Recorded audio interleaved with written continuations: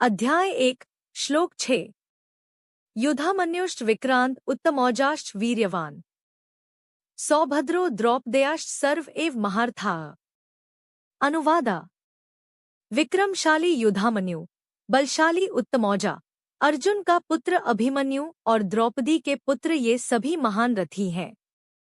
भावार्थ कहानी के रूप में कौरव सेना के बीच खड़ा दुर्योधन जब पांडवों की ओर दृष्टि डालता है तो उसकी आंखों में एक क्षण के लिए आशंका की झलक दिखाई देती है। वह देखता है कि सामने जो योद्धा खड़े हैं वे केवल योद्धा नहीं, धर्म की रक्षा करने वाले, सत्य के लिए प्राण देने वाले महापुरुष हैं। सबसे पहले उसकी नजर पड़ती है युधामन्यु पर, वह वीर जो कभी युद्ध से पीछे नहीं हटता। उसके नाम का अर्थ ही है जो क्रोध में भी संयम रखकर धर्म के लिए लड़े।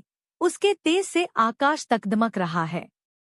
फिर आता है उत्तमौजा, वीर्यवान और दृढ़ निश्चयी।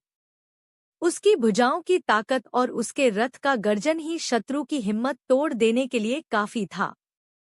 फिर दुर्योधन की दृष्टि ठहरती है अभिमन्यु पर, अर्जुन और सुभद्रा का पुत्र।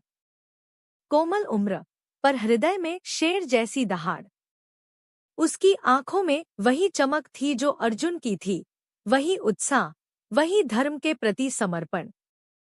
वह उस वीर की संतान था जिसने स्वयं भगवान श्री कृष्ण से शिक्षा पाई थी।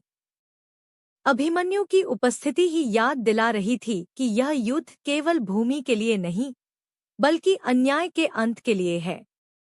और अभिमन्यु के चारों ओर खड़े थे द्रौपदी के पुत्र, पांचों पांडवों से उत्पन्न वीर बालक। इनका जन्म ही हुआ था धर्म की प्रतिष्ठा के लिए। बचपन से ही इन्होंने अपने माता पिता के अपमान को देखा था और अब वही अग्नि उनके रक्त में जल रही थी। इनकी आंखों में केवल एक ही लक्ष्य था, अधर्म के राज्य को समाप्त कर सत्य का साम्राज्य स्थापित करना। दुर्योधन के मन में एक हलचल उठती है। वह समझ जाता है कि सामने जो सेना खड़ी है वह केवल शरीर से नहीं, आत्मा से भी युद्ध करने आई है। यह सेनाएं केवल हथियारों का टकराव नहीं करने वाली, यह तो धर्म और अधर्म के बीच का महासंग्राम है। उस क्षण दुर्योधन के भीतर भय की लहर उठती है, क्योंकि वह जानता है धर्म की सेना जब खड़ी होती है तो उसे पराजित करना असंभव होता है।